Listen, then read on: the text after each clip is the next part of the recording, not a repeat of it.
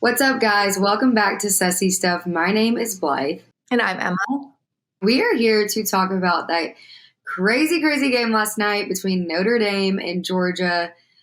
I called this one. I called it last week. Notre Dame was just the more physical team on all sides of the football. Emma, what did you take away from this one? I mean, Kirby Smart got outcoached, and it's as simple as that. Marcus Freeman had a better scheme. His team was more physical. It just seemed like he was in the driver's seat from the get-go. And I know it was scoreless for a while. I know then it was 3-3 for a while and a field goal. Then it got to a 6-3. So you were like, okay, this is a big defensive battle up front from both of these teams.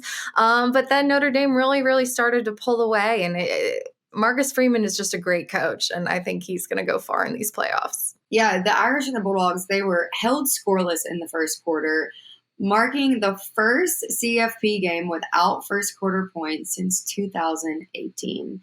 And once that was over with, Notre Dame got the ball absolutely rolling. Riley Leonard kickstarted this offense and really got things going. The Irish quarterback, Riley Leonard, was limited to just 90 yards passing on 14 completions.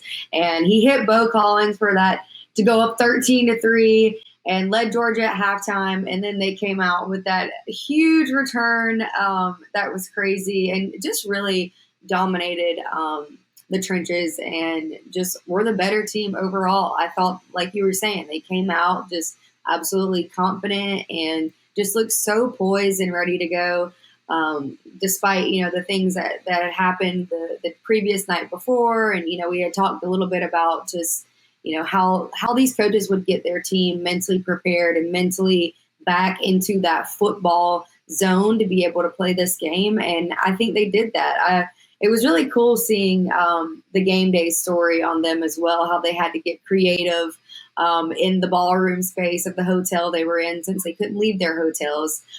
They were keeping up with air conditioning. They were having to run up and down the hallways and do some of their workouts in the hotel ballroom. So just getting creative, trying to keep that body still loose and ready for the game. And it was great. I think this next matchup for them in the Orange Bowl is going to be a great game. I think this is, one of the best Notre Dame teams that we've obviously seen in a while. And they're going to be hard to beat. They're going to be a team that's really hard to beat. And I'm just excited to see what happens for them. Yeah, and looking at this Georgia team, they just had missed offensive opportunities all night. They had 3 failed fourth down attempts, including that critical 4th and 5 at the Notre Dame 9-yard line. Sometimes it's better just to take the field goal. And then, drives just frequently stalled after promising starts, such as Stockton's 67-yard completion. Also, Trevor Etienne and Nate Frazier were largely ineffective. They didn't really have any consistent production throughout the night. And the offensive line really allowed 4 sacks, 9 tackles for a loss, giving Stockton little protection to really get things going. And with it being his first major game, his first major career start after Carson Beck got injured, it was not a great performance all around, but he seems to have a lot of potential. So I would assume he would be Georgia's QB1 moving forward here.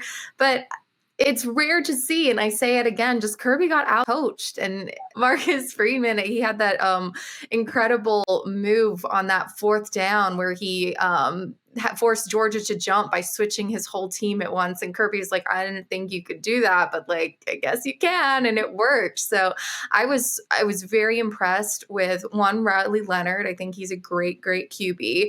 And Marcus Freeman, I think he had his team ready and prepared. His scheme was sensational to take down these Georgia Bulldogs.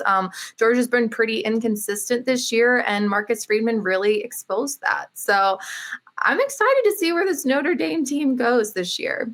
Yeah, I think so too. And I think, if you were Georgia and Coach Smart, you had confidence in Stockman. You wanted him to have the opportunity to press early, but I think it just might have been a little too early to be aggressive. And even Coach Smart talked about that on TV. He said, we would have been content going to the locker room down 6-3, but he wanted to be aggressive. He wanted to try to score before going into the half. And maybe it was just a little too early and maybe just a bad decision on their end. But, what Stockton did need was more timely play calling and execution. And as we saw, I mean, Georgia was just 2 for 12 on third down conversions, and we're 0 for 3 on fourth down calls. So just overall, just we're beat. And like we've said all year long, it doesn't matter what conference you're in. It doesn't matter what script you have on your jersey. Like anyone can win any given week. And all that matters is what happens between those white lines. And you just got to spot the ball and go for it. Yeah, and I mean, looking at these playoffs now that they're all done with their quarterfinals, none of our bye week teams made it through, which is really interesting to see. So, did that extra time hurt these teams, or were these teams seeded improperly to their rank? So, it'll be very interesting moving forward to see what happens with the seeding and the bye weeks. I think if it's expanded, maybe get rid of those or even get shrunk back down to 8 teams, which I think I would prefer. I know people are like, more college football, but I'm like, are there really 12 teams that can actually win the Natty any given year?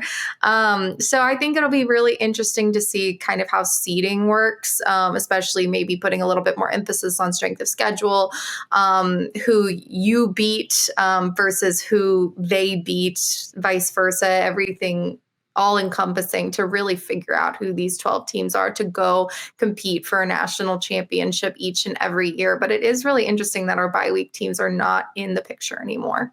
Yeah, there was an interesting fact that I saw. It's, if we would have been under the original BCS format, the national championship game would have been the Georgia Bulldogs and the Oregon Ducks. And both of those two teams lost their playoff games by a combined 33 points. And I'm with you. I think 12 was too much. I think 4 was nice, but there still was a little bit more to desire with the 4. But I think that 8 would be the perfect happy median. And hopefully, I don't know if it would happen this year with them changing it to 8, but I think we can probably expect to see that maybe in the next couple years. See how that 18 would shake out instead of the 12.